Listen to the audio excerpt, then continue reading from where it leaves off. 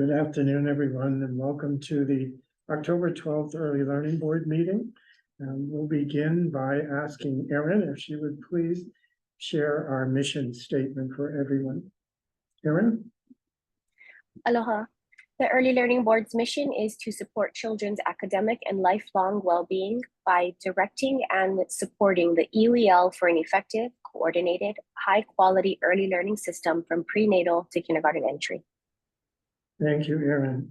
And as we continue our work during this meeting, please let's keep that mission in mind.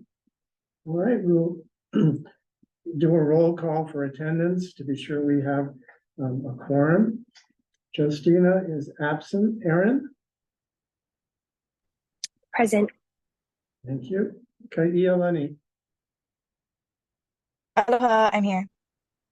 Thank you. Megan? Hi, everyone. I'm here. Thank you. Ben Naki is absent. May? Here.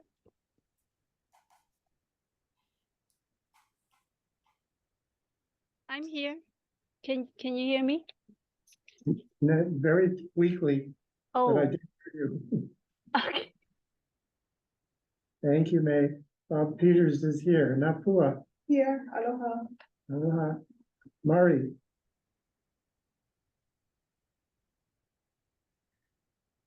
Here. Thank you. Thank you. Carrie is absent and Melody is absent. We do have a quorum so that we may proceed with business for this meeting.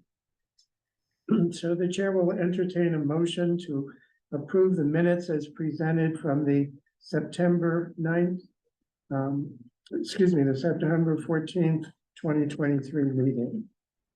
Is there a motion to approve?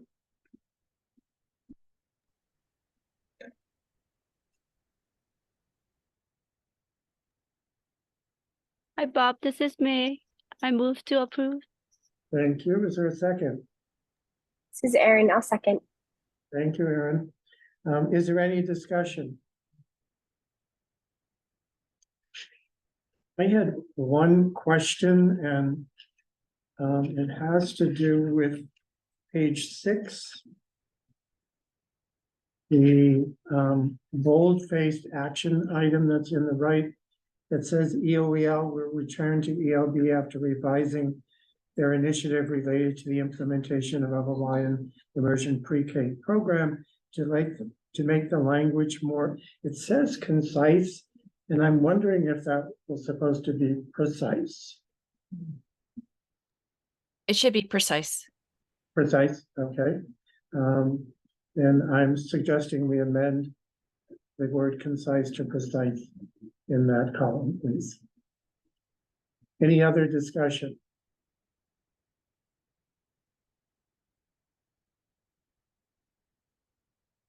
Hearing none, we'll take a roll call vote to approve the minutes with the amended language on page 6 from the word concise to precise. Erin? Aye. ELB. Aye. Thank you. Megan? Aye. May? Aye. I vote aye. Napua? Aye. Mari? Aye. The minutes have been approved with the amendment that was cited. So we continue along with the agenda. We have 2 opportunities for public comment. This is the first one. And we've called to your attention that there's a 2-minute time limit for a speaker for comments that must relate to the agenda items. Is there anyone who has public comment to offer at this point in the meeting?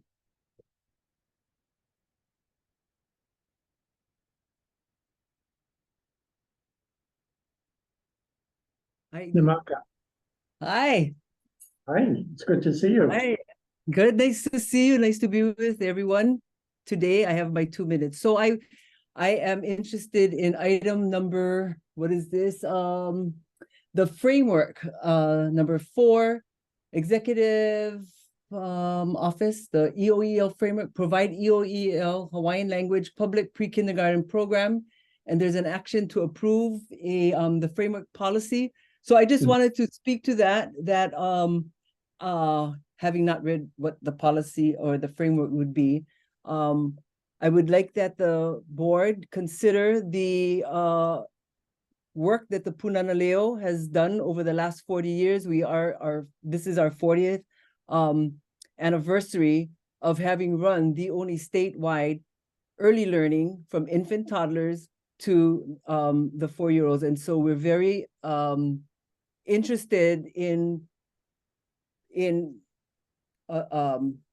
helping to guide what this framework is going to look like. And so I'm not too sure what the proposal will be, but that the Punanaleo is a subject matter expert in this area of early learning in the medium of the language, coming with families that have language in the home and building it. And that's the history of the Hawaiian revitalization movement after the 78 Constitution of Hawaiian being an official language of our state. And so, yeah, I wanted to offer that as mana'o for your consideration today. Mahalo. Thank you, Namaka. Is there any other public comment at this point in the meeting?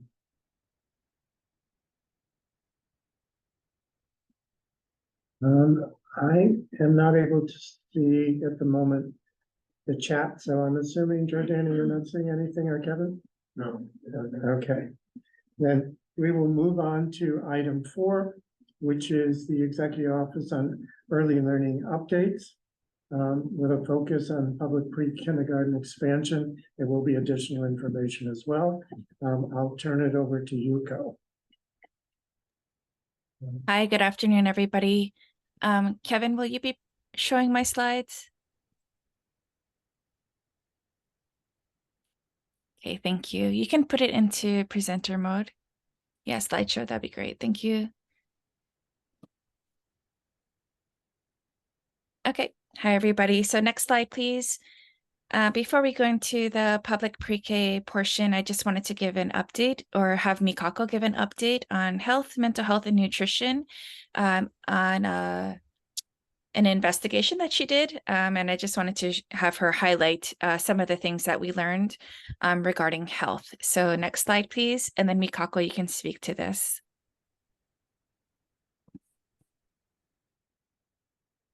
So we conducted a survey to understand the current health screening status in the EOL preschools. The survey target was 48 teachers and 48 classrooms on 45 schools. So we received responses from 30 schools. We counted the school responses because we wanted to look at the school level. So just to know, like, few schools have more than one teacher. So, but we looked at the school level. The survey questions included questions on type of screening happening, like developmental, vision, hearing, and dental, and how often vision screening was happening, and who was the vision screening provider. We also asked questions on if teachers knew, like, what was the follow-up services, like distribution of eyeglasses and such for referrals and such things. And also we asked about the estimated consent form to understand the reach of the screening services.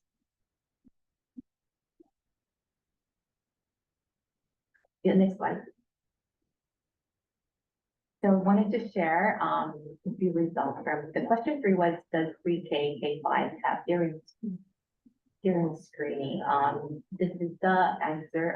You can see that it's pretty much a mixed bag of answers. Next slide, please. Next slide, please.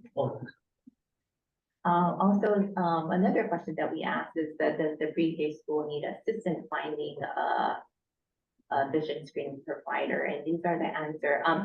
There were a lot of other specified answers, and then included responses such as I don't know, not sure, or it's up to the principal. So that makes up the 65.4%. Thank you. Next slide, please. I think that was the last one, Mikako, but you can go back, Kevin. So thank you, Mikako, for highlighting. We just, while we know that we had like 10 pieces of information, Kevin, can you jump back one?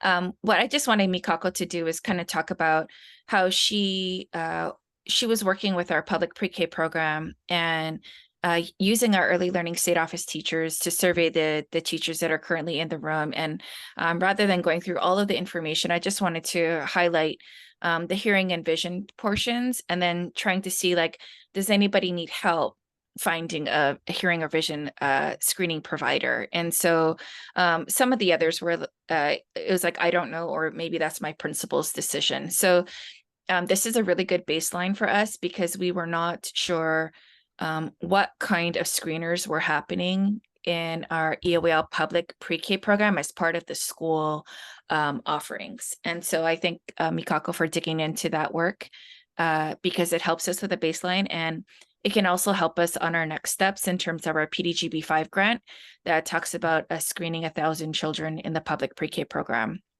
So thank you, Mikako. Next slide, Kevin. I have a quick question for the hearing and vision. This Sure. is Mari. You know, the primary care doctors actually do the vision and hearing screening. And the vision starts, I believe it's 3. And then the hearing screening is at 4. Is that information shared with the preschools? Yeah, so thank you, Mari. So these hearing and vision screeners are in addition to things that are already reported on the form, gosh, I can't remember the form. I apologize, I can't remember the name of the form. No, okay. You know the enrollment form when children enroll. Yes, so this is in addition to that.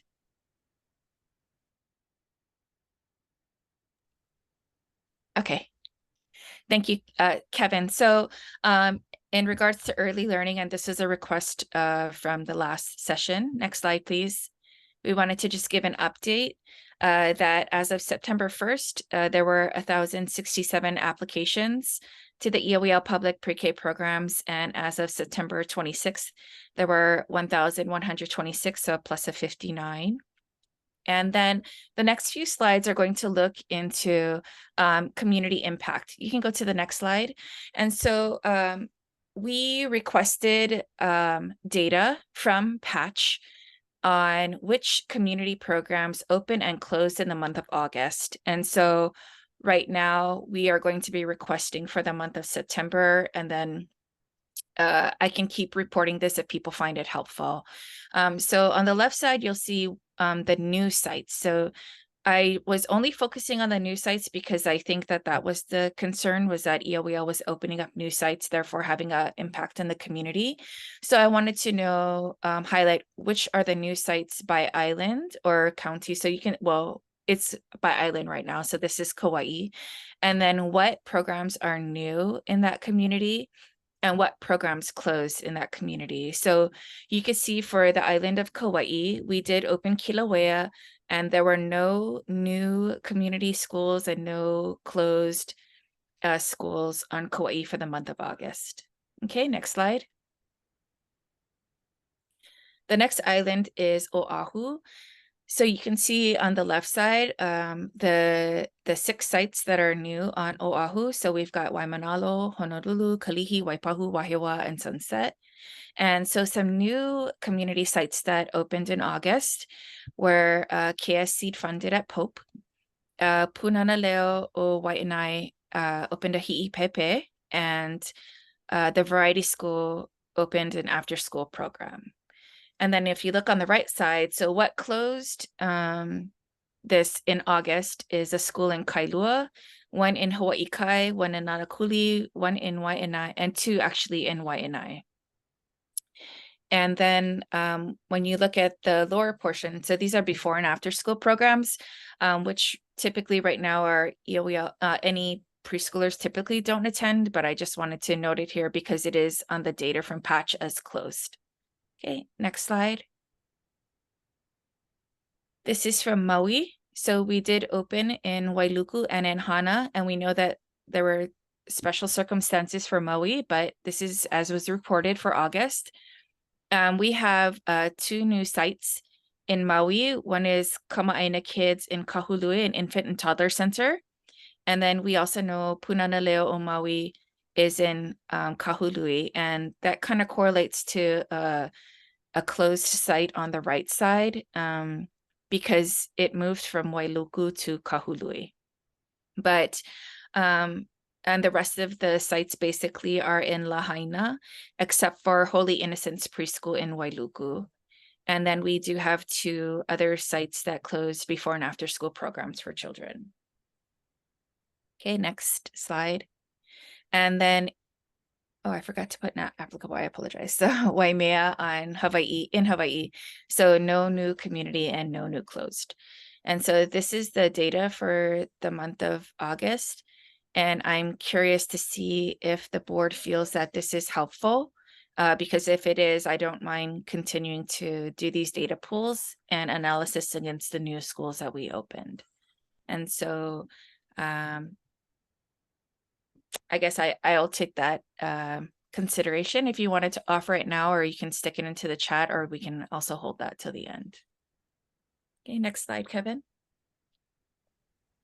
Sorry, Bob, did you want, because we have a few hand raises, so I saw. Okay. So I don't know if we want to pause now or wait till the end. We can pause. I'm so sorry. I don't see anybody, so we can pause now.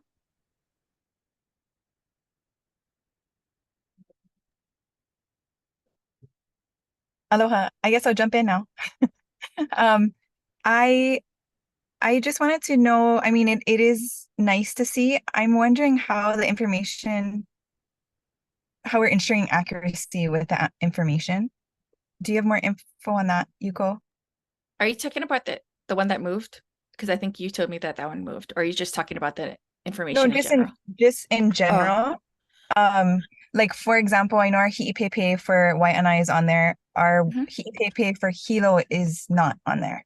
So we did open that. So I just want to make sure if we're going to move it, presenting it, that it's a full presentation of what's going on in the communities. That's all.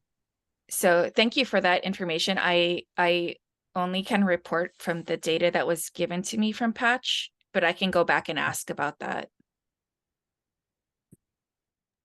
Mahalo. And Megan had her hand up as well. Hi there. Thanks for this information. I actually think it's very helpful, but I do wonder sort of more about how this information will be used by the Office of Early Learning, since it appears to posit those that are opening against those that are closing. And I think it's pretty significant when we see a lot of these community schools closing, especially in the previous slides. So how is this information being used? I guess that would be my question. So right now, one of the things that I'm just looking at is the impact of opening new sites on communities.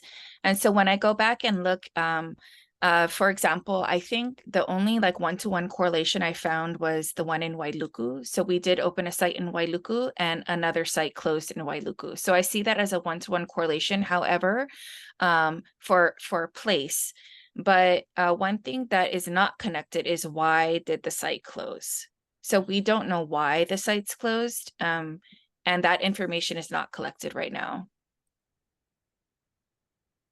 Yeah, for me, just from my perspective, I think that would be the most, the data is interesting, but it doesn't tell the story without the why. So I quite agree with you, and I think it would be really useful for communities to understand why a certain school opens and another closes if there is that direct correlation. And I think we're going to see more of this in the future. So thanks. Hello, I have another question in regards to the new community schools opening, community schools closing. Has EOL considered looking at enrollment dips in neighboring schools? So enrollment,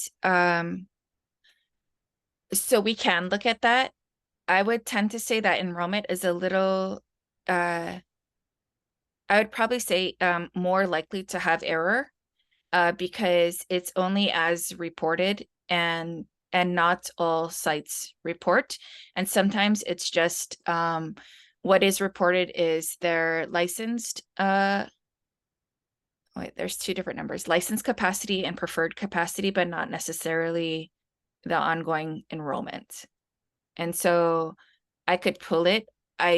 From what I understand, it's as reported, but not everybody reports. So I can take a look at that and see what that looks like. Is this the right format? It would, I think that would be helpful, knowing that, how enrollment is shifting based on the EOL classrooms. To look at the total early learning ecosystem as we start teeing up POD funds and trying to do a rapid expansion of our EOL classrooms. It will help us with the placement so that we are not displacing our community preschools.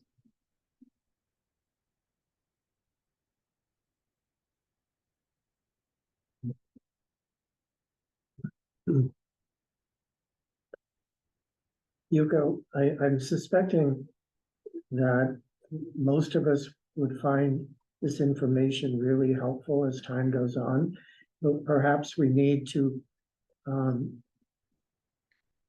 consider how it can be useful, and therefore, are we collecting the right information as we make that determination? And what does it mean? I'm curious about the community new category as one that, what would it show? And trying to figure out, get a better handle on what data do we need to have to really get a sense of the impact of expansion, and how can we ensure that the data we're collecting is really going to inform our understanding of the landscape and impact. And I think this is a beginning, and a good beginning, but I'm wondering if we need to do a bit of refinement and thinking about it more. I think that that's some great feedback. I think that this is just initial request. People wanted to know what programs might have closed as a result of the opening. So we wanted to see what closed, and then we ended up seeing that actually sites opened. So that was that was kind of curious too, to see what was opening and who's moving where. And so I can start to take a look at enrollment. Let me see what that actually looks like and learn more about that data. And then I think as we continue to see the data, then we're going to continue to ask more questions, which will be better because it's going to get us closer to what we're actually looking for. So I'll continue to do this. And I can also add on, let me see what I find first to see if I have to see what the data pool looks like. I haven't requested that specific pool right now. But I'm just thinking too, in working with Patch and trying to work with them to see if schools are closing, the why to their closing. Is there some way we can either contract the service out, develop a partnership, just so we can get that concrete data so we can make more informed decisions? I did notice 2 of the schools that opened that were mentioned were EPP, so infant toddler, completely different age group, which is a great thing. We want to see 0 to 3 open, but we still want to maintain the capacity of our community preschools that service our 3 and 4 grades. Yuko, do you know if Patch has information about why schools close? They do not collect why. Okay. And also, to your point, Napua, I thought it was really interesting because one of the things that were of concern is that if we open more preschools, then the infant toddler care is going to suffer.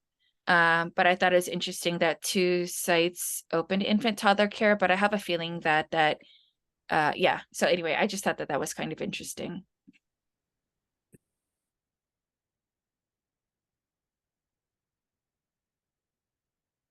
Well, I think we've got a great start, and we just need to really refine a bit. Hi, I see a question from Dana in here. So Dana, we made a request to Patch to ask for programs that opened and closed and to have a complete list of providers for the month of August.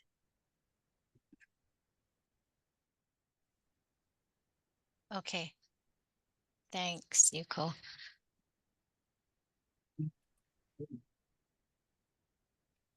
And thank you, Lenny, for that that comment that these are sites that are reopening after being closed during COVID. So I have not gone back to that far back in the data. So one of the things that I'm learning as I'm pulling public and also requested data from the patch site is that the data is live. So we have to pull it to see it when it's posted, because after that, some data is not available anymore. And so I don't know which sites closed during COVID, but thank you for bringing that up.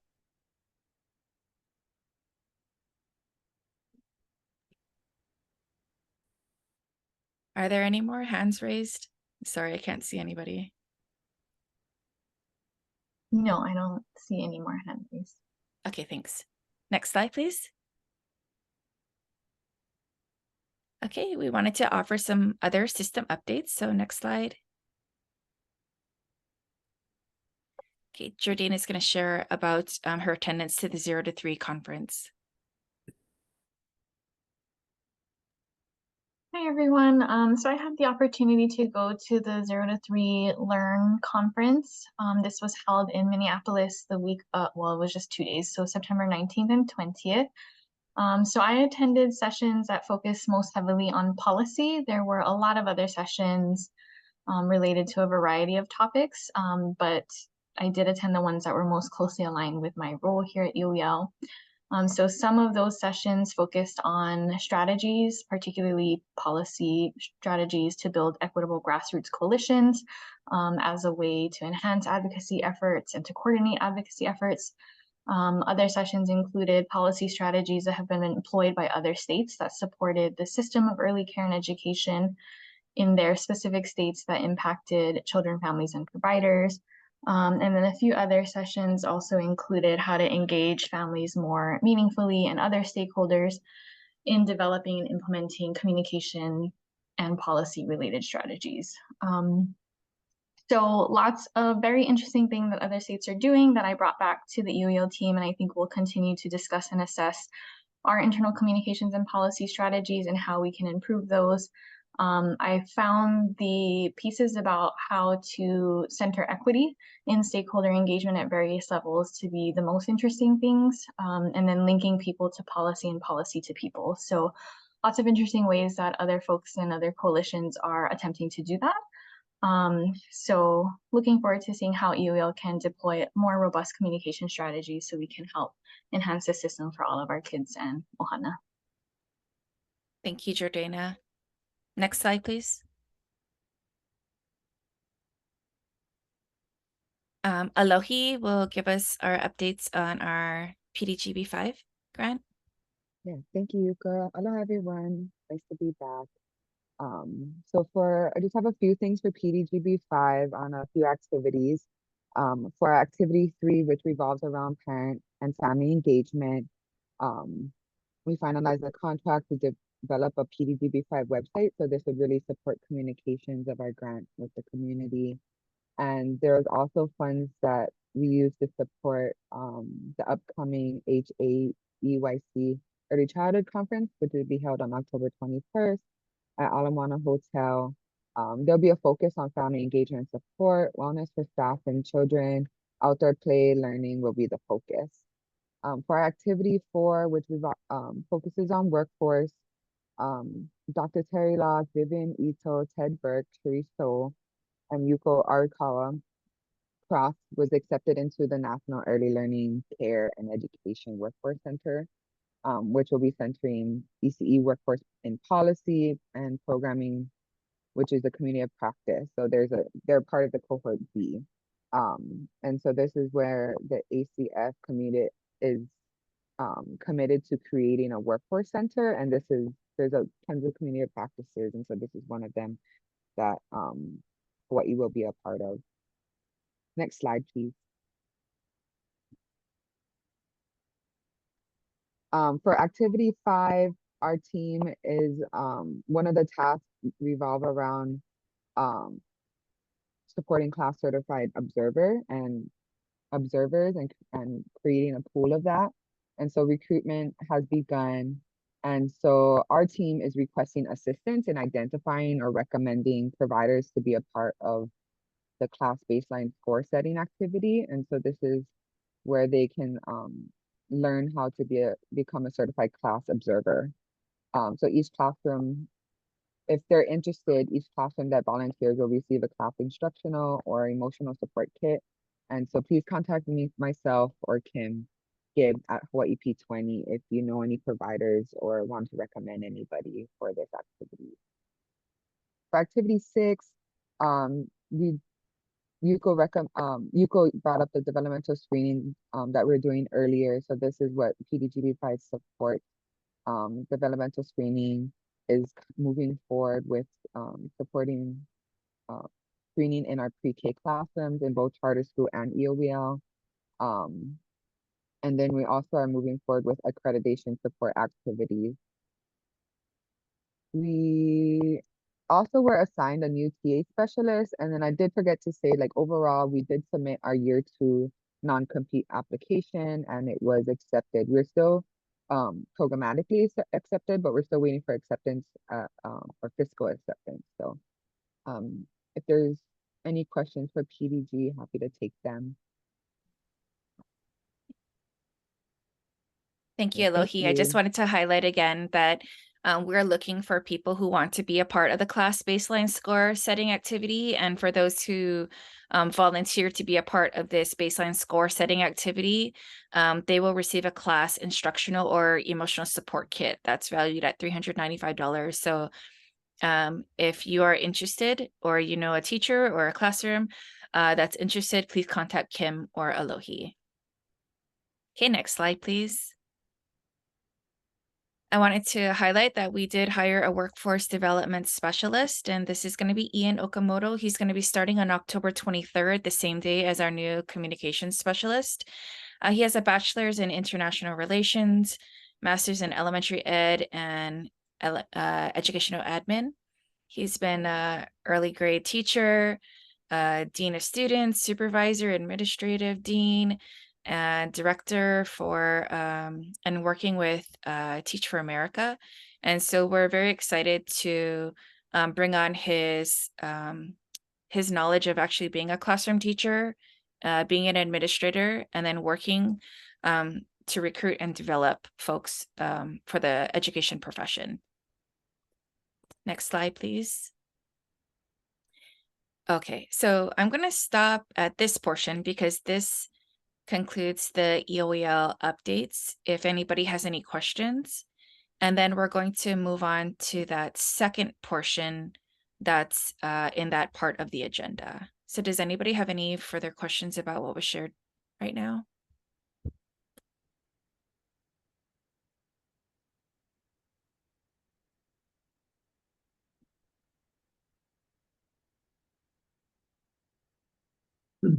Doesn't appear to be anything in the chat. Okay, thank you. So we went back and reworked it for the precision of language, not as Chair Peters pointed out in the last month's minutes. So next slide, please.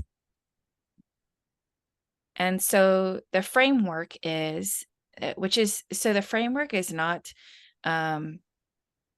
it's not a tangible thing. The framework is what we're going to be working towards. And so the framework is to provide EOEL Hawaiian language public pre-kindergarten program. So what our next step is and what needs to be voted on is EOEL convening partners to develop an implementation plan for an EOEL Hawaiian language public pre-kindergarten program. And so Chair Peters, I think yes. we're actually voting on the framework. Oh, the framework. Okay. Because that's the policy. One of the things that I think Carrie alluded to at the last meeting, and Aaron brought it up too, is that we were really getting into the how of a policy statement. And that really isn't our bailiwick, if you will. That's up to EOEL to determine how to do it. So the next step piece is not something that the board needs to really approve of, but the board does need to approve of the framework policy, which is to provide EOEL Hawaiian language public pre-kindergarten programs, because that's a new policy in addition to the current, public pre-K programs that exist. So I'm going to put on the floor a motion to approve the framework's policy statement, provide EOEL Hawaiian language public pre-kindergarten program, that would be a task for EOEL. Is there a second? This is Erin, I'll second. Thank you, Erin. Is there any discussion?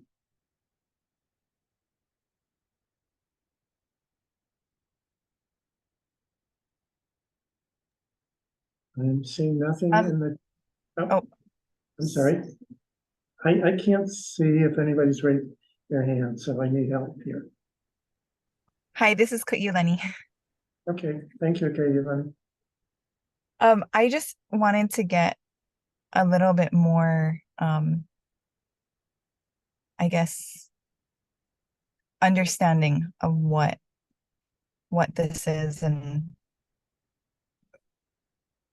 what the framework piece of it is. It's still not super clear to me. What would So make it clearer?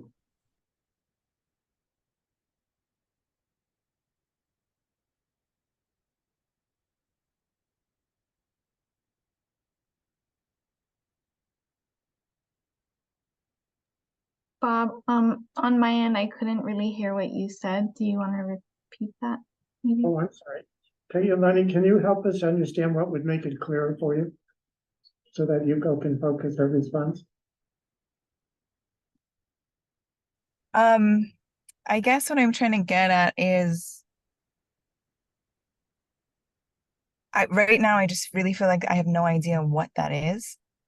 So I have a hard time saying provide something that I don't know what it is. Are you talking about what the program is going to be?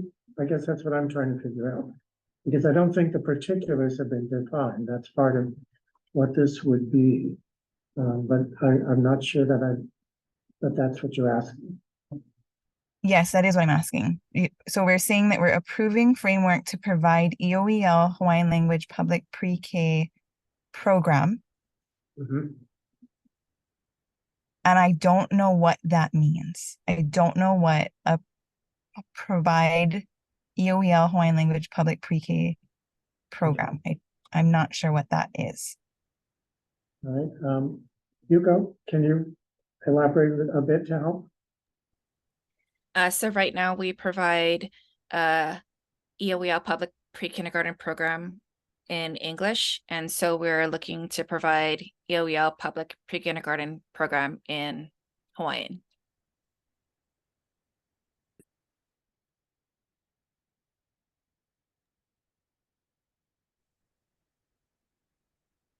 How so? I'm just thinking,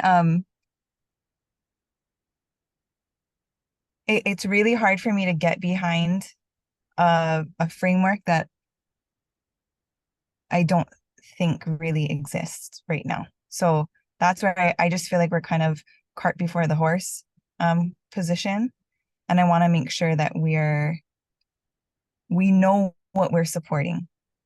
So right now I don't know, with this on the floor, I don't know what I would be supporting if I were to approve or not approve this. I don't want to hold any kind of initiatives that are going to support the overall goals of language revitalization.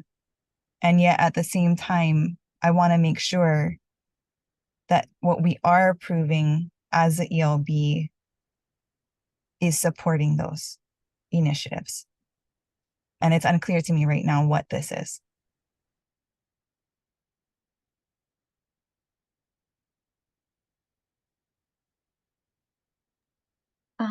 So real quick, so the statute for EOEL public pre-K program already allows EOEL the authority to open up a public pre-K program in one in either of the languages, right? So Hawaiian or English. So the framework is to basically just provide those options, which we already have the statutory authority to do. But the next steps is what clarifies how we would like to start that process, essentially. So rather than putting the cart before the horse, like you mentioned, Kailani, the idea was to start a working group that would have the discussions on what that should look like. So it would be designing the program so that it's not just a carbon copy of our English program, which we know isn't going to be well, right? So rather than just translating our English program into Hawaiian, it would be convening a working group of experts and partners to help design what this program should look like. And then after that, we would assess any policy needs, any statute amendments to ensure that we can actually implement the program effectively. So a lot of the questions I think you have cannot yet be answered, because that would be the next step, is to convene the partners to determine what this should really look like and what the framework should be. Right now, it's really just, this is what we are thinking. But the goal is to provide an EOL public pre-K program in Hawaiian language. Okay, with that being said, I think the language right now says that it's already at provided. I think we're missing a huge step of evaluating what that means, how we would do it, and what the impact on the current initiatives would be. I understand that there is that statutory piece that already gives the authority, like you're saying. But to me right now, what I'm seeing is provide Hawaiian language public pre-K. And again, having all those things kind of undecided is where my hesitancy is coming in. I feel like maybe the research should come before the board is approving framework to provide something. And the cart before the horse part is because I know that UCO's in a crunch to get this moving because of Blanche Pope and what we're anticipating at that site. And from what I've been hearing, that site is resulting in exactly what we would expect. It's showing the results that we could have predicted of opening a classroom in Hawaiian language without having subject matter experts like Punana Leo involved in that process. So that is what I'm kind of trying to uncover here and just make it really clear that it's not something that I'm not jumping to support this one. It's unclear to me what it means, and I feel like there's a lot of refining that needs to happen prior to moving on this, how it's worded.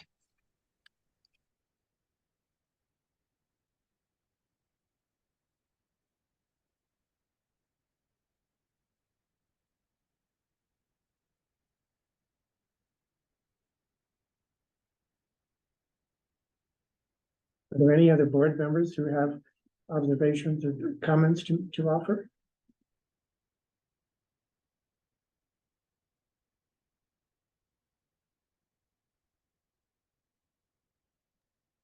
This is Megan. I guess it's just a wondering then, is the proposal on the table here to do it differently than how we opened Blanche Pope, for example? Is that clear yet? So right, yeah, thank you. So right now, the Blanche Pope Hawaiian language classroom is being funded by a community partner. And so typically what happens is that EOEL would usually bring into our, I don't want to call it like a portfolio, but I don't want to say it's not like that, but bring into our house those sites. And so right now, there's an agreement to try to support this classroom that is seed funded by a community partner. But EOL has never hosted a Hawaiian language classroom before. And so what we want to do is to convene people so that we can make sure, whether it's this current classroom right now this year or every other classroom, because we have expressed interest from people who want a Hawaiian language EOEL public pre-K classroom in the future. But we have not looked at curriculum, instruction, assessment, coaching, mentoring, professional development for Hawaiian language preschool yet. Everything has been focused around English. And so knowing that there is interest out there and we have not fully delved into this yet, how can we start to begin that process so that we can provide the best thing for our kids and our teachers and have them be supported?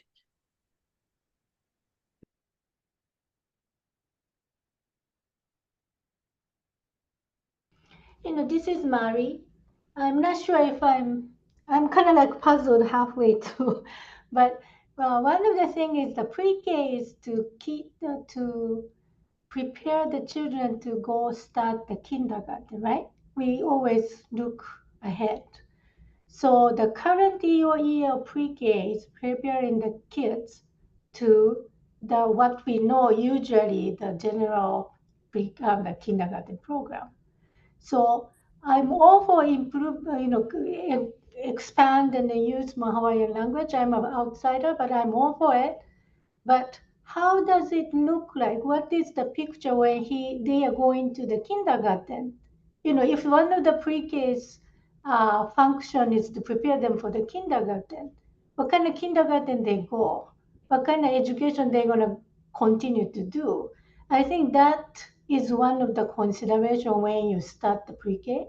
I would think it may be different from the usual public kindergarten classroom.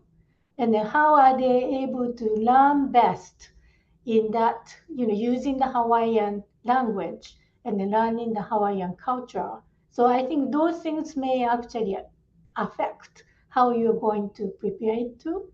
So when you say EOEL, the image is, okay, it's going to be the kindergarten and going up.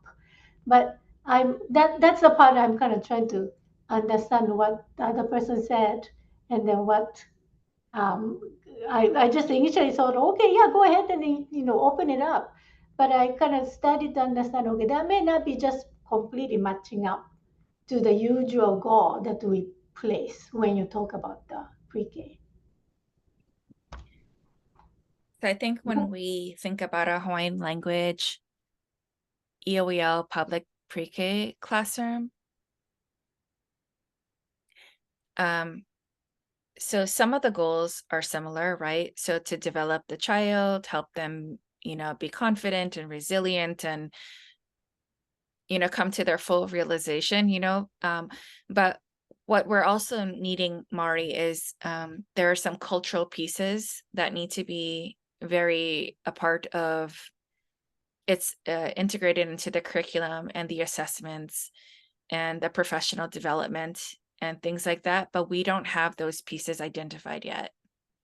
And so that's why we would like to have a convening of folks.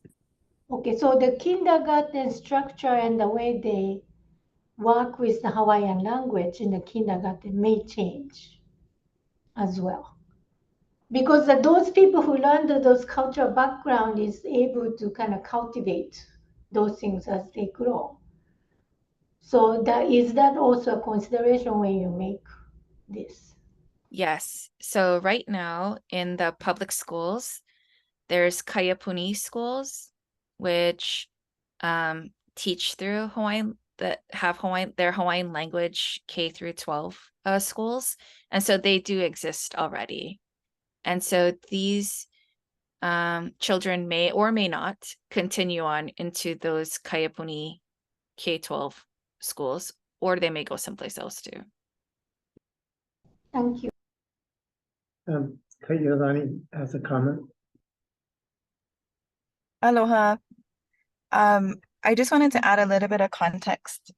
Mari, kind of that got prompted after hearing your questions and wanting some clarity. So Hawaiian language,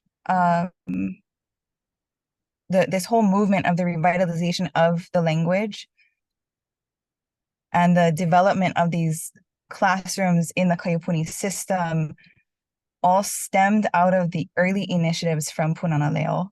And Yuko, I know that we've covered this with you, but just to kind of reiterate to everyone on the board so that it is clear, our programs usually start from the Punana Leo and then have grown into the Kayupuni system following it. I think, and correct me if I'm wrong, but I believe Blanche Pope was the second Kayupuni school to start without a Punana Leo really closely attached to it.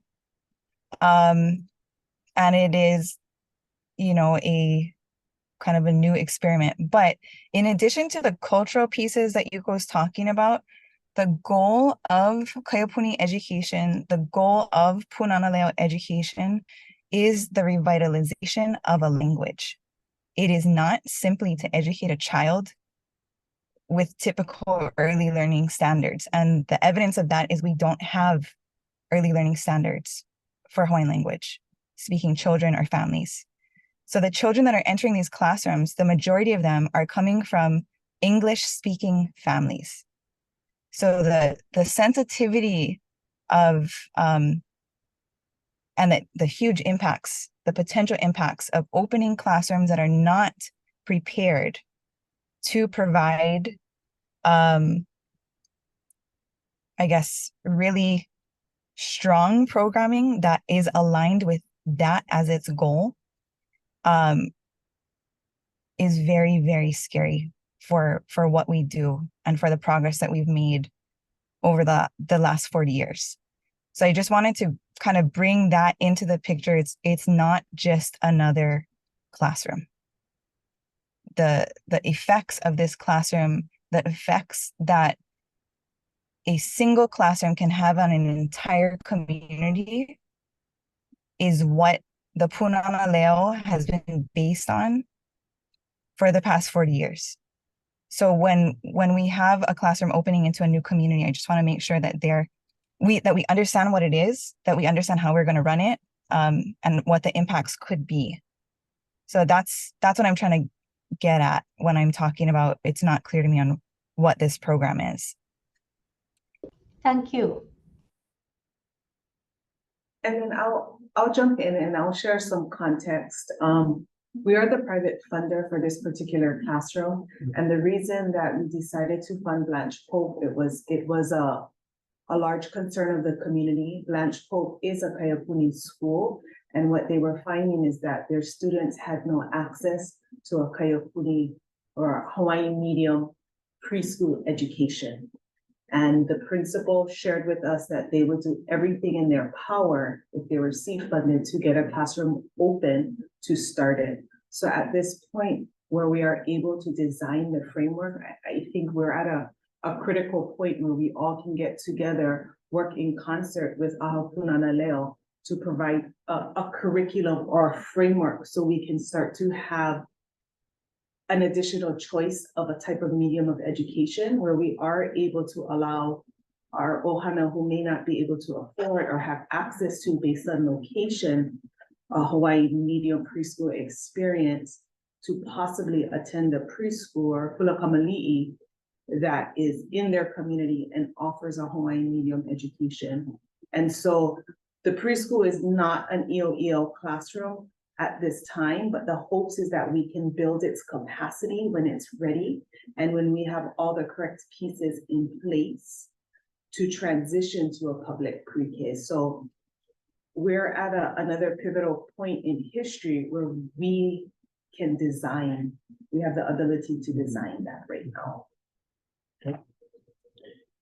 Dana has a question too that relates a bit, I think, to what you were talking about. She says, I'm confused. Is it a vote to move ahead with the next steps and providing an ELL Hawaiian language pre-K program is the end goal? And I think the answer to that question is that's the intent of what this policy statement, this framework statement is provided as.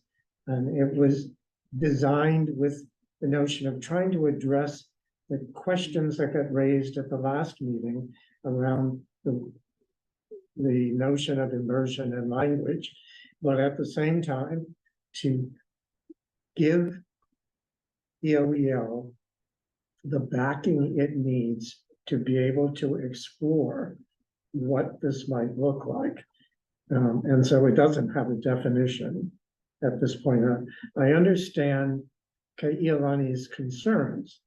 And perhaps as the language is worded here, it sounds as if there are no parameters around what this might look like, or what would be the conditions that would make it an acceptable Hawaiian language public pre-K program. So I can see both sides of this. The question that we were trying to pursue was saying to ELEL, go work on this, figure out what it should look like, bring the people together. That's the implied piece. That's what the next steps, I think, are trying to get at. I think what Kailani is sharing, and Kailani, I don't mean to speak for you, but as I'm hearing you, how I'm interpreting it, is a real cautionary note that this could go wrong if not done properly. And it's determining what that properness looks like within the nature of what the goals are for Hawaiian language. That's my sense of it. It's a bit of a dilemma, I think, right now to get at where we're at. Anyone else have any observations to offer? I'm going to close this discussion and take a vote shortly. And just so that you know, we are not going to continue too much longer. So I would, if there are other comments or thoughts, this would be a time for us to think about them, please. This is a constructive conversation. I think it's very healthy. We don't disagree with each other enough. And it's good for us to do this.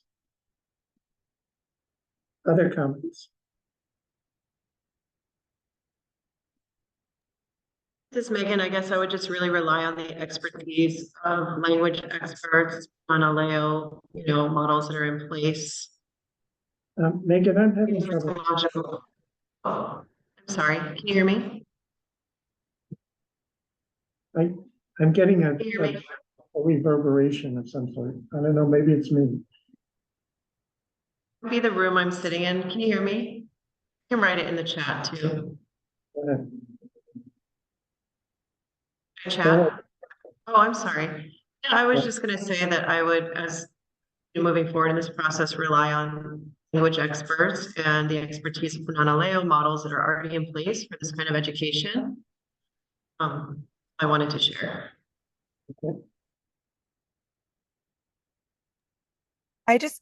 Sorry, Bob, I have one more question. Sure. Is it possible for us to, like, if this doesn't pass right now, is it possible for EOEL to still do the next steps portion, get a little more information, and then come back with a recommendation at a later time? Is there a reason that we need to approve the policy framework now in order to do more research? I think the thinking behind it was that when the opportunity arises, that, for the creation of a potential EOEL Hawaiian language public pre-kindergarten program, that the board would have supported this particular effort in light of the statute. That was the thinking, Kailani. Understood. Thank you. Board permission giving EOEL permission to move forward.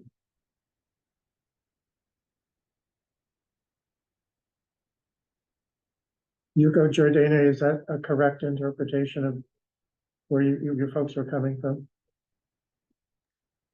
Yes. Do you have any response to Kailani's question? I understand her question. So my understanding is that the board has to approve the framework for us to move forward with our next steps. If we can keep going forward with our next steps, then come back to the framework. But I don't think that was how this works. So I'm just waiting to see what EOL can do next.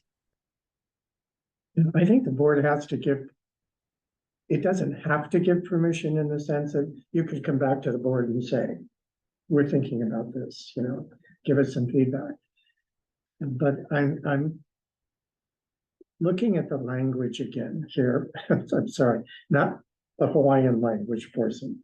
The word provide, to me, is getting in the way, perhaps, of what we're talking about.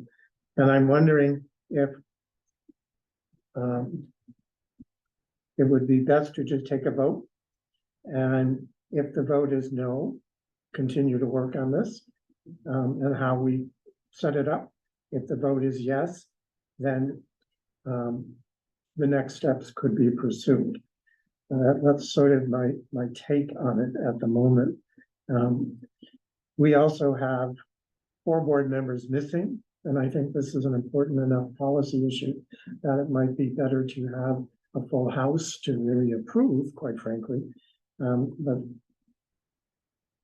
that's my sense of trying to get clear what feels to me, listening to Kai'ilani, is that there's still a lack of clarity about what the board is charging ELBO to do, and that maybe we need to still get clearer about it.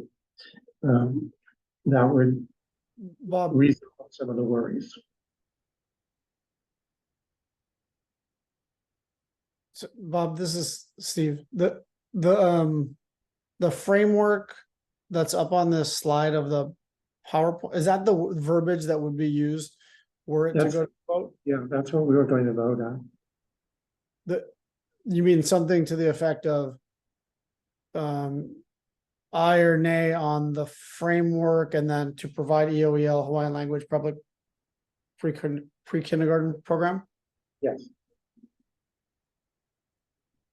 Yeah, I mean, I think just from a policy perspective, I understand the concern of voting on it because it's pretty broad. And to your point, I think, or I don't know, the conversation about like maybe flipping the order makes sense. Having the conversations, engaging in the collaboration, and then coming up back to the board and saying, okay, because if you have the marching orders to engage in the conversation, you may or may not need a policy framework first.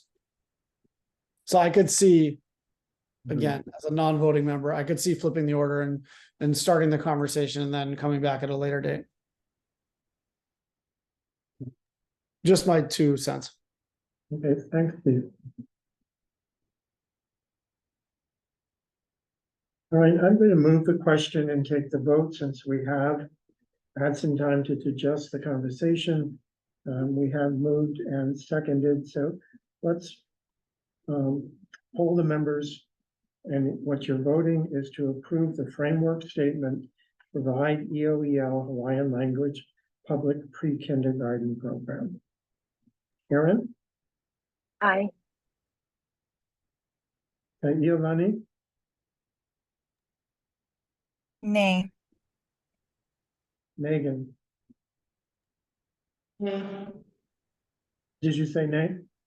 Yeah, I did say nay. Thanks. May? Aye.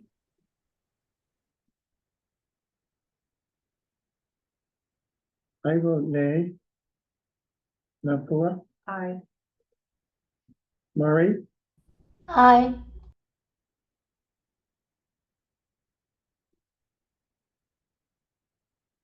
We do not have a majority. There are 5 ayes and 3 nays. I'm sorry, 4 ayes and 3 nays. So the motion is defeated. I'm going to suggest that this not be lost, however, that we need to continue this conversation. Yuko, if you and Jordana and I can put our heads together again about how we move forward, because I think this is an important thing for us to get right. And it is an issue that, from my perspective anyway, needs to be addressed. sooner rather than later. So we will continue to work on how this is going to move, this particular initiative can be enacted. All right. Thank you.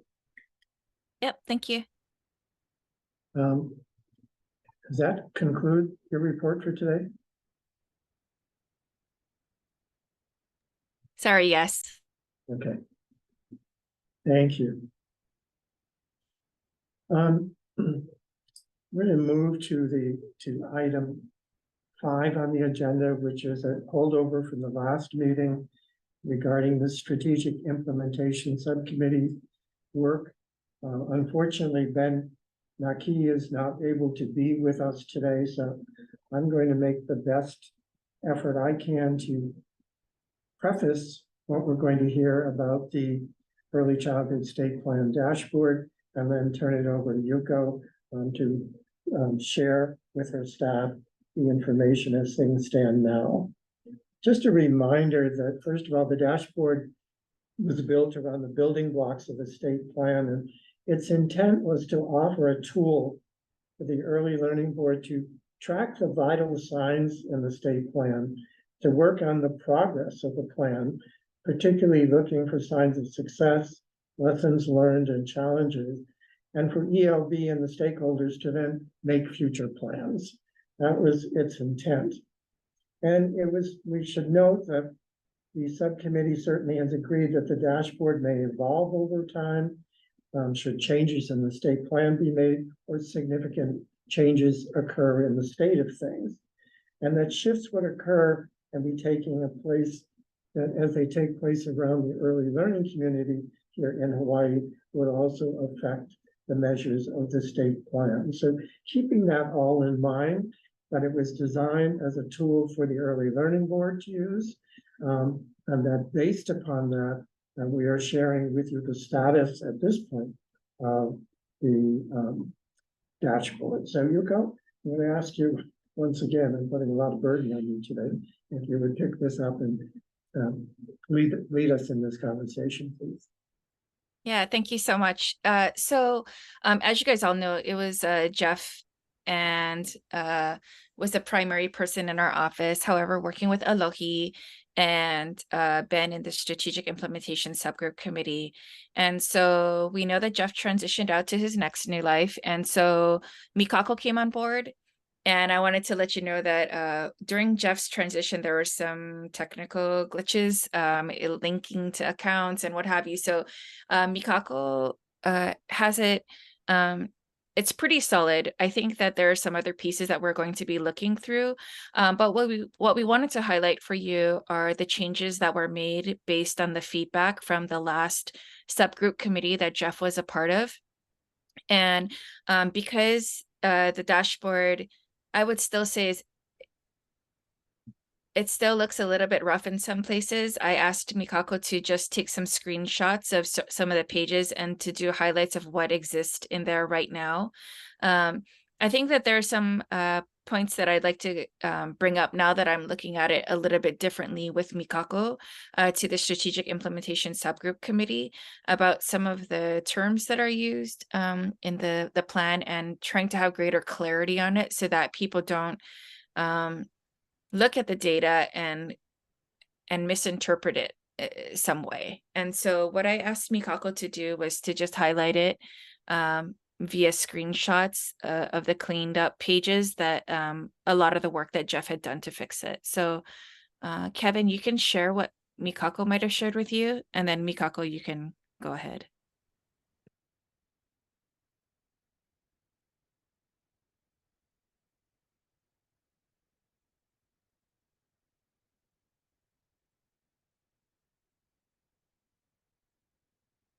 So thank you.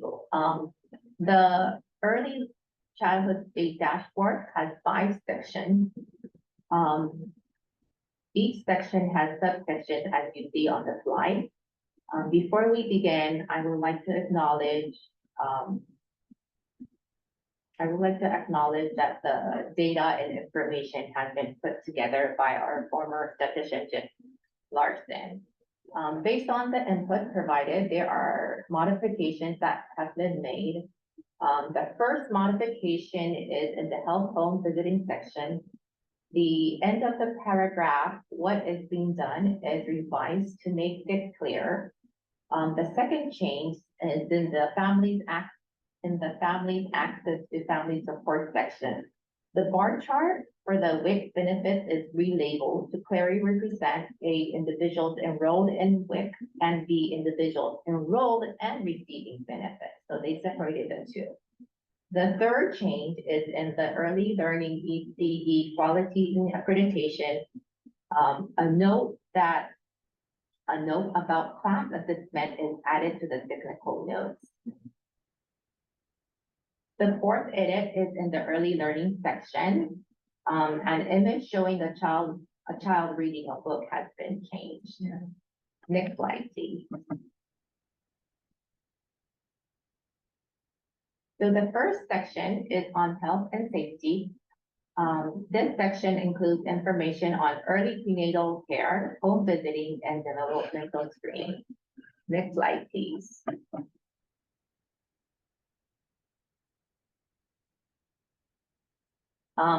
Just to give you a brief stat, in 2021, 62.4% of pregnant women received early and adequate prenatal care. The graph below compares the state data to the national data. So it describes how we are doing. And also it's written on the slide that what has been done. Next slide, please. In 2022, 567 households received a home visit.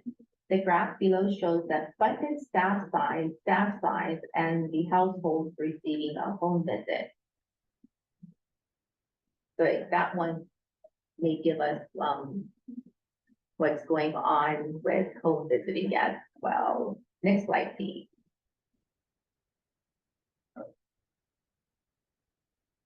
In 2021, 34.5% of children 35 months received a developmental screening. The graph below compares the Hawaii data to the national data from 2016 to 2021. So it will allow us to compare the data with the national data over time. The second section reports on family. This section includes information on abuse and neglect and access to family support. Next slide, please. In 2021, 5.1 children per 1,000 children aged 0 to 8 experienced abuse and or neglect. The graph below shows the number of children aged 0 to 8 who experienced abuse and or neglect from 2010 to 2021. Next slide. In 2022, 679 individuals received TANF benefits per month. The graph below shows the average monthly clients receiving TANF benefits from 2009 to 2022. Next slide. Further, in 2022, 25,855 individuals received WIC benefits per month. The graph below shows the total unique count of individuals enrolled in the receiving WIC benefits from 2019 to 2022. In 2022, 178,486 clients received SNAP benefits per month. The chart below the average monthly clients received the SNAP benefits from 2010 to 2022. Next slide, please. The third section is on early learning. The section includes information on publicly funded early learning, publicly funded child care subsidies, and ECE quality and accreditation. Next slide, please. So in 2022, 43,577 publicly funded child care and pre-kindergarten seats were available The graph below shows the number of publicly funded childcare and pre-kindergarten slots from 2018 to 2022. Next slide, please. In 2021, 6,180 publicly funded childcare and preschool subsidies were used.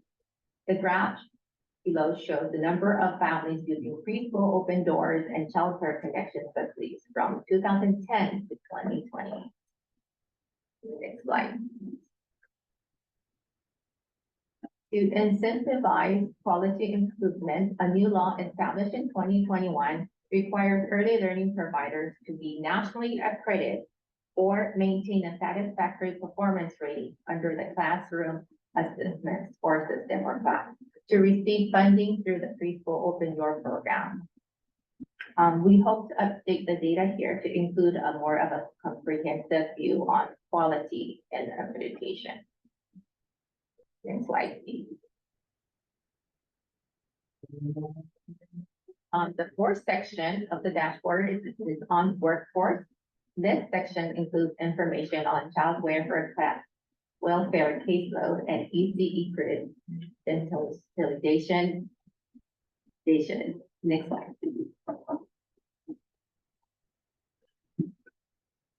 In 2022, the average caseload of child welfare caseworkers was 26. The graph below shows the average caseload of child welfare caseworkers from 2012 to 2022.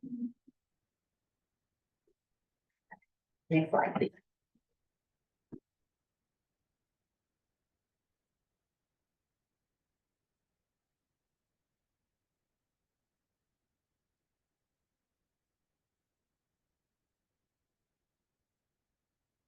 In 2022, the average caseload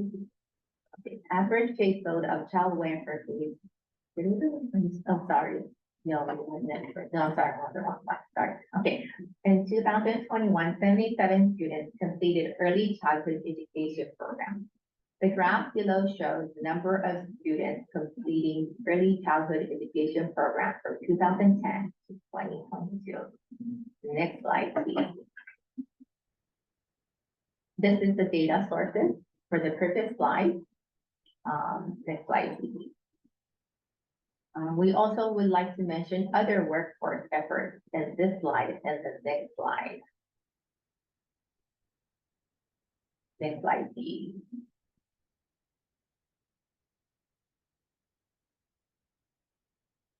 So the last section is on early childhood systems, and in this section, key milestones that have been completed, are in progress, and are in need of attention are described. Next slide.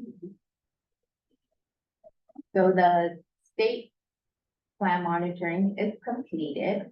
ELB and community partners are monitoring the early childhood state plan annually now. Next slide, please. Another key milestone that is completed is the fiscal map. The fiscal map has been created with measures we can track over time to determine our investment in early childhood programs and services. Next slide, please. The next one is key milestones in progress. As you see, continuous quality improvement is in progress, and listed are activities that are in progress. Next slide, please. Another key milestone that is in progress is measure of K readiness. ELB constituent entities have recommended common measures to assess children's readiness when they enter kindergarten. Next slide. Next is key milestones that need attention. Identification of data to share needs attention. Early learning board constituent entities have reached agreement about key data to share in the best interest of supporting the well-being of children and families. Next slide, please. Another key milestone that needs attention is resources to share data. Listed are items needing attention. Next slide, please. This concludes the presentation. Thank you. So thank you, Mikako, for going through and highlighting those pieces from our state plan dashboard. So Mikako is new and she's working with Jeff. So if you ask questions, we may or may not be able to answer some of those, but we also have Alohi and Chair Peters is here too, and Ben is not. But if I cannot answer your questions, I will take them down and get back to you. So does anybody have any questions or wonderings about what Mikako just presented?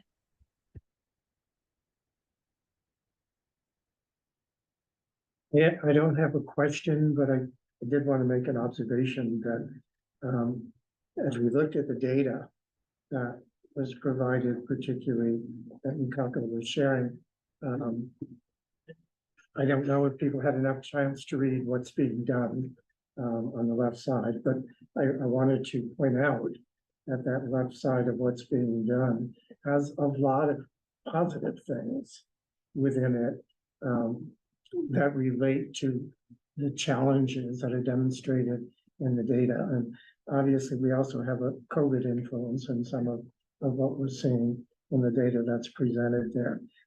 So one of the things as we think about this data and what it means looking forward is to really begin to do some comparing of what's being done given that data. And as we do the next stage of planning, what kinds of things we should be thinking about. I presume is that a reasonable conclusion to draw?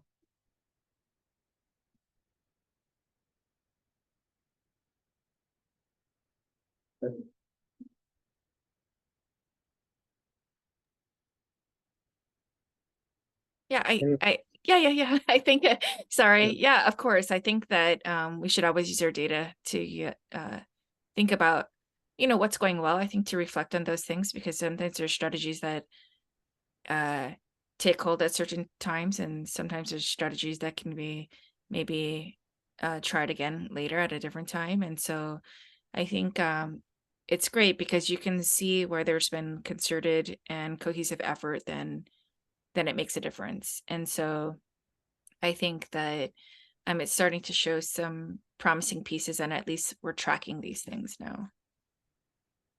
It really gives us a baseline at this point, right?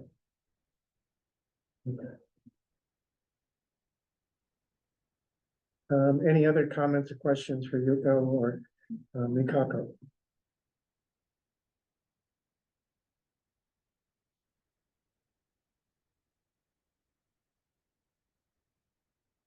I don't see anything in the chat. Thank you both for sharing this, and Mikako for figuring out with Jeff how to resolve the technical difficulties that occurred. I know there were some moments when it was probably hard to breathe with the technical challenges that you were facing.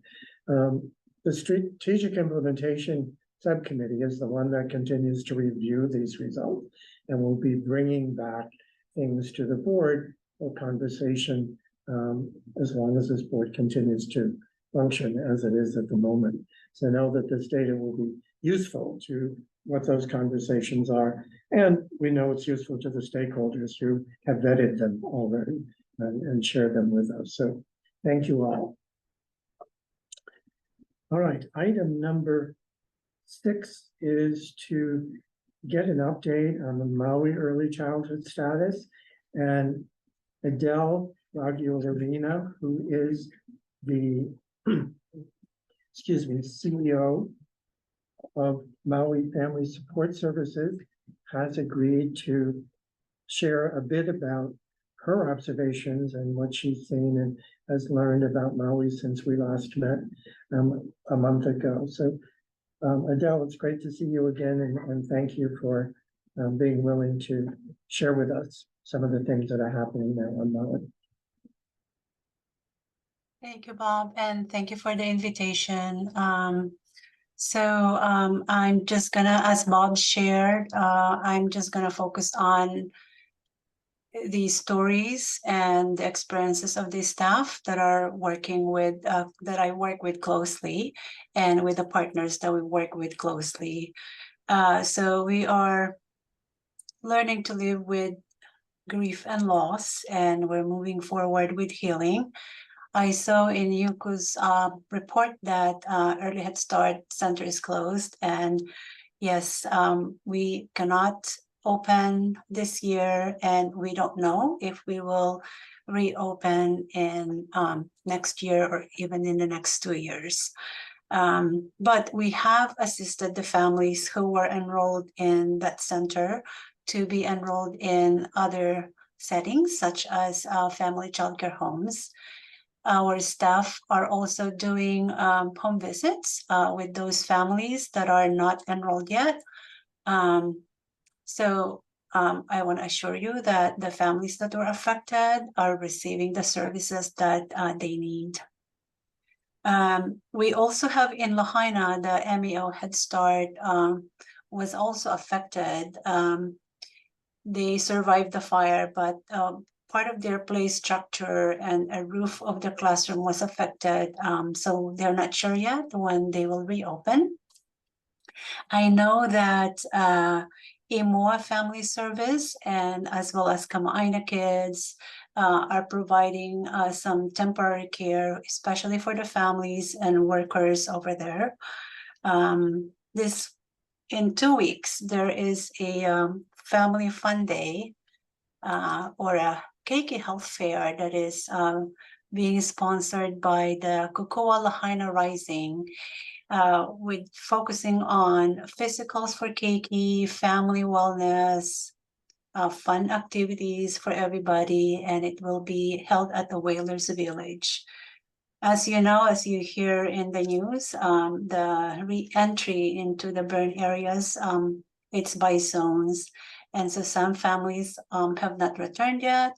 And a lot of them are still housed in the hotels. And so there's a large number of families that are worried about what will they do when their stay in the hotels end. So that's a big concern for families that were in the residential area. Kaina, I tried to text Kaina and ask her if she wanted me to highlight anything, and I see that Dana is here, but she wanted me to share that she and DHS, ECAS, and HCAN are working closely on the emergency rules for subsidy assistance. So I don't know if Dana wants to share a little bit about that.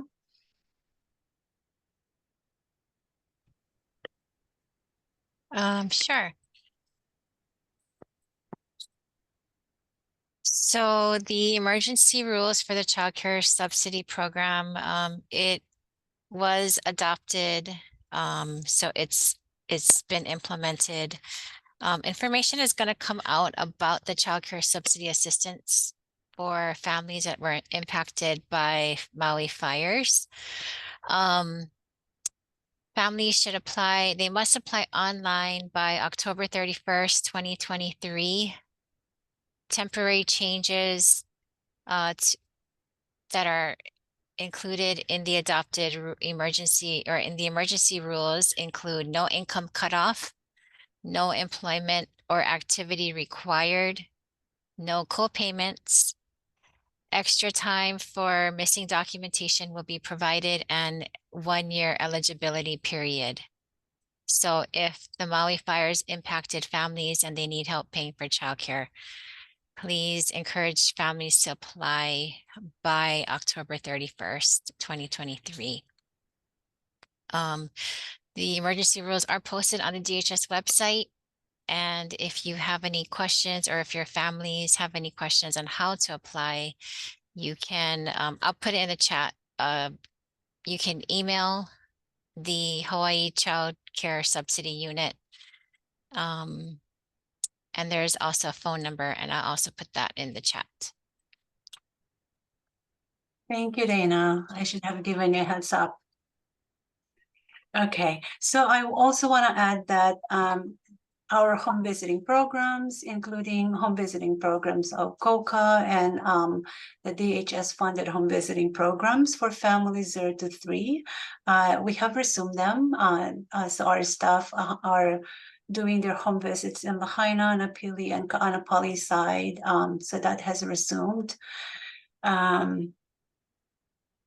So as our staff are going back and forth, and many of the agencies that are helping out in the West Side, the leaders now are concerned about the mental health of the workers who are going back and forth. And so in our Huikaika partnership, we are talking about making sure that we make time, we make space to heal the healers, and having support groups for staff, social workers, home visitors, facilitators, making sure that we support them in healing as they go through the trauma or experience the secondary trauma as they go back and forth in helping the families in the West Side. Last month, Kako'o Maui Resource Center, which is led by the Council for Native Hawaiian Advancement, they opened up a hub at the Maui Mall, which is a very collaborative way of having nonprofit and government agencies work with families that are directly or indirectly affected by the wildfires. And like agencies like FEMA, Red Cross, and other nonprofit agencies are housed. And it's not like a tent where people go to. It's a very welcoming environment where families get the assistance in filling out forms that they need, or just understanding which resource they can apply for. There's a lot of families who are not eligible for assistance with FEMA and other resources because, they might not have a lease when they lived in Lahaina, or they lived in non-permitted homes, or they stayed with relatives, and so they cannot prove that they live there. So those are the families that we're finding that are struggling a lot because they don't have the documentation. So social workers, family support workers are helping them with understanding how they can access resources. I think I'm gonna, stop there. And if you have any questions, I'll try to answer them. Any questions for Adele?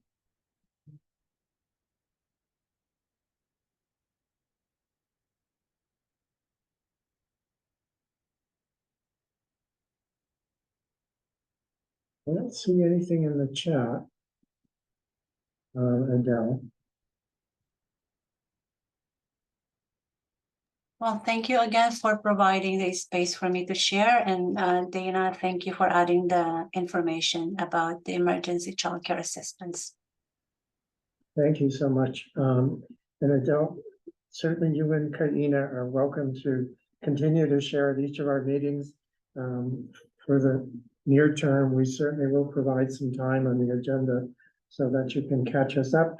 And if there are any ways in which we can be helpful, we can be alerted to them. Before we move to the public comment, next, I did want to open up to, are there any additional comments with regard to Maui that any board members wish to add to the picture that we have so far?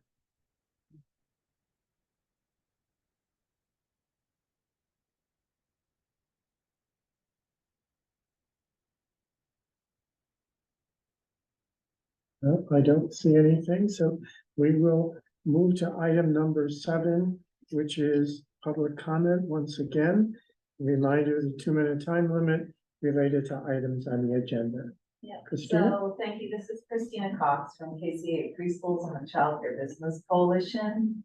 And really it's a question for Dana from DHS, because I was going to report that there are 20 children 14 on Maui and 6 here that some of the Child Care Business Coalition members are, have enrolled in the preschools, and we were trying to figure out how to fund their tuition.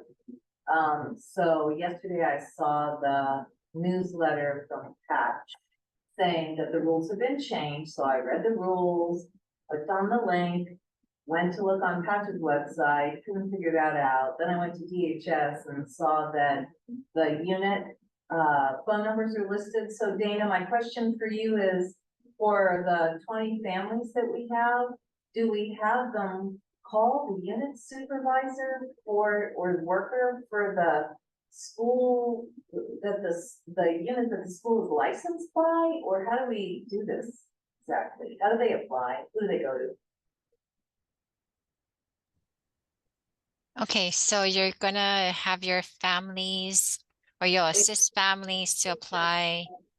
We as the providers, we're all footing the bill right now because we were hoping funds would be made available.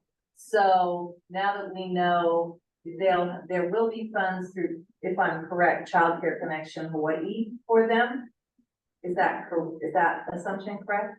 Yes. So then they can't really go through the normal application process because that is, we've got to submit all the paperwork and stuff. So you're saying they should just call somebody, but they should call a licensing worker, or what are we doing? So the family would qualify for the child care assistance. Correct. Even though the providers have been paying the tuition for on behalf of the families. Well, we all haven't started yet. We're just sitting there waiting for them. Oh, okay. They just started, right? So I have a kid that started in Hawaii Kai, and I just said, just don't bill them yet. Something's got to show up. How can there be all this? Yeah, so how do we do this? They're all placed in one of our schools. We're all just not billing them right now because we were assuming something would show up. So what I just mentioned about the emergency subsidy rules and the child care subsidy assistance, it's my understanding is it's for families impacted by the Maui fires. Right. No, okay. So by the fires that have been affected by the fires. So so they should, well, families can, and I put it in the chat, there's email and there's a phone number that families can call if they're having any problems or issues. Then Christina, I'll encourage you you can reach out to Stacy Tonouchi. Yeah. The subsidy admin, yeah. I'll do that. Thank you. Okay. Thank you, Dana. Any other public comment?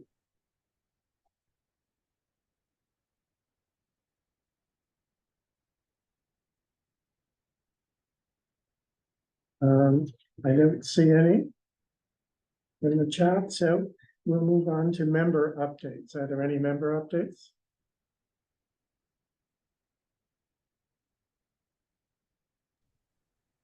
I have an update in addition to, okay. So, yeah, Stacy apologizes that she couldn't be here today. So I did want to share that information about the subsidy program for families impacted by Maui fires. So HCAN, ECAS, and KAINA all collaborated with the department to come up with some communication materials to get the word out about applying by October 31st, and we should have something out by tomorrow, I believe. The other thing I wanted to mention is tomorrow, together with Patch and my specialist and we will be meeting with center directors and family childcare providers in Maui. We're going to use this time to talk to providers to talk about the impacts that the wildfires had on their businesses, children, staff, and families, and also listen to any challenges or needs that they have in order to, there was a lot of mention about increasing capacity or others that are interested in providing childcare. They're not licensed, but they'd like to provide childcare on the island. We will be returning to Maui the following week. Kaina will be joining us, and we'll be visiting those childcare centers that have those requests to increase capacity to see if we can help brainstorm some things that we can do for them. And then we'll also be meeting with the Maui County Department of Public Works to discuss some of the challenges that providers are facing as they want to expand their capacity in their facility, as well as brainstorming other like temporary facilities, not the traditional indoor classroom, but also how we can get those county inspections in Maui to really see the importance of getting out there as quickly as possible to inspect these facilities to support more families in Maui and providers. Thank you, Dana. That's it. Any other member updates?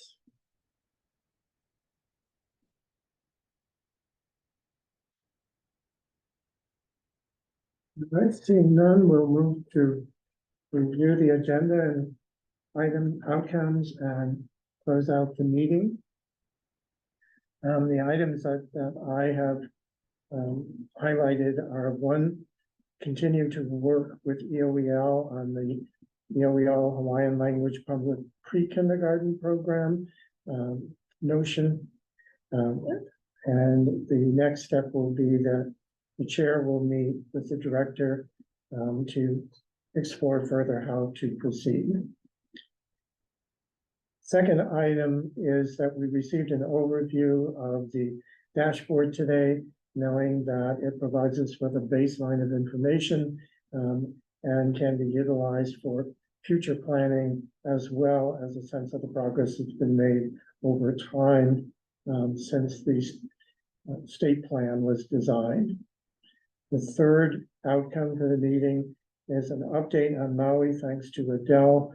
We have a sense not only of the impact, but what some of the plans are, with specific focus on some of the needs around mental health related to the workers, and heard from Dana not only about the childcare subsidies, but also about DHS's plans to visit on Maui to look at capacity building for some of the childcare centers.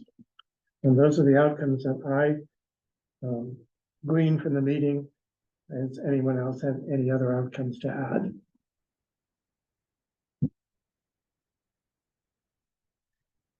All right, seeing none. Carrie is not with us today and has not supplied us with good words. So the only really good words I have for you is to take care of yourselves as you leave, and to thank you for the good work you all do on behalf of young children and the careful thinking that you all do about how best to serve our children and families throughout our state. Mahalo nui to all of you. Aloha.